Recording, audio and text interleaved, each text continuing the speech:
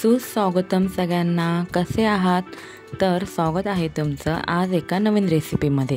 तर आज मी बनवणार आहे तिळाचे लाडू आणि तिळाची चिक्की.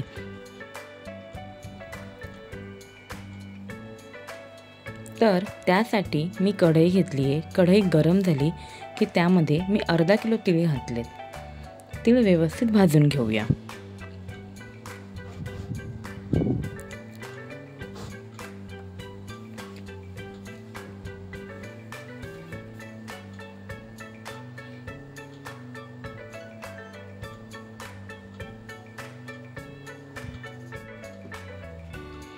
तीळ आता व्यवस्थित तडतडले आहेत, ते व्यवस्थित भाजले आहेत. त्यांना मी एका परातीत काढून घेते. तर आता मी ते शेंगदाणे भाजून घेणार आहे. तर शेंगदाणे मी 200 ग्रॅम घेतलेत. शेंगदाणे भाजले की ते तिळामध्ये घालूया. त्यात मी घालणार आहे 2 वेलची. तर हे मिश्रण मिक्सरच्या भांड्यामध्ये जाडसर लावून घेऊया.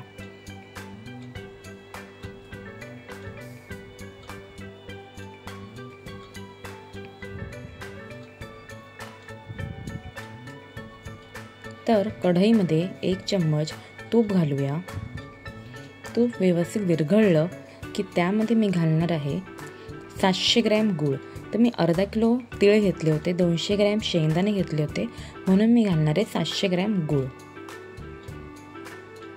2 चम्मच त्यावर पाणी घालूया आणि व्यवस्थित गूळ वितळेपर्यंत चालवत राहूया.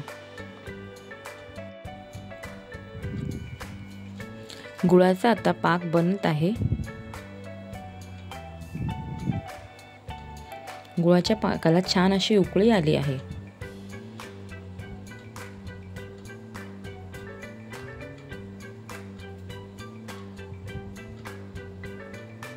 तर गुळाचा पाक तयार झाला आहे की नाही ते चेक करण्यासाठी एका भांड्यामध्ये पाणी घेऊया आणि त्यामध्ये 2 थेंब गुळाचा पाक टाकूया.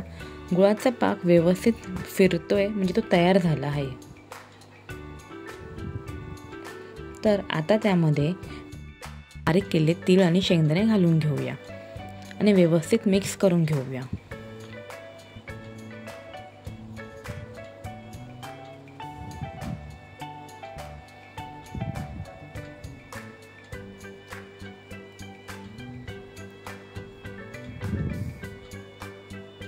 तर हे मिश्रण गुळाच्या पाकामध्ये व्यवस्थित मिक्स झालेलं आहे.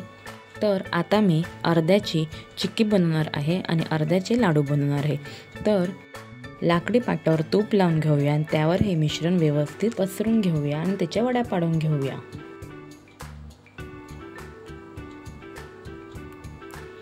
तर इथे माझी चिक्की कट करून झाली आहे.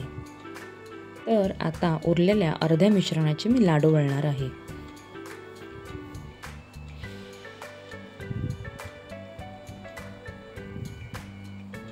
तर इथे लाडू बनवून तयार आहेत. तर अशा प्रकारे लाडू आणि चिक्की बनवून तयार आहेत. झटपट बनतात. तुम्हीही बनवा आणि खा.